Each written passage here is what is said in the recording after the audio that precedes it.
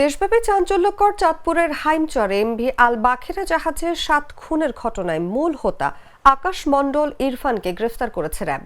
বুধবার দুপুর 12:15টায় র্যাব 11 এর উপ অধিনায়ক মেজর মোহাম্মদ সাকিব হোসেন সংবাদ সম্মেলনে গ্রেফতার যুবকের বরাত দিয়ে ঘটনা তুলে ধরেন। গ্রেফতার আকাশ মণ্ডলের বরাত দিয়ে মেজর মোহাম্মদ সাকিব হোসেন বলেন, 8 মাস ধরে এমভি আল বাখিরা জাহাজে চাকরি করে আসছেন আকাশ মণ্ডল। জাহাজের কর্মচারীরা ছুটি ও বেতন বোনাস সময় মতো পেত না এবং বিভিন্ন ধরনের বিল কর্মচারীদের না দিয়ে জাহাজের মাস্টার একাই ভোগ করতেন। জাহাজের মাস্টার সব কর্মচারীর ওপর বিনা কারণে রাগারাগি করতেন এবং কারো ওপর নাখোশ হলে কোনো বিচার বিবেচনা ছাড়াই তাকে জাহাজ থেকে নামিয়ে দিতেন। এমনকি তাদের বকেয়া বেতনও দেয়া হতো না।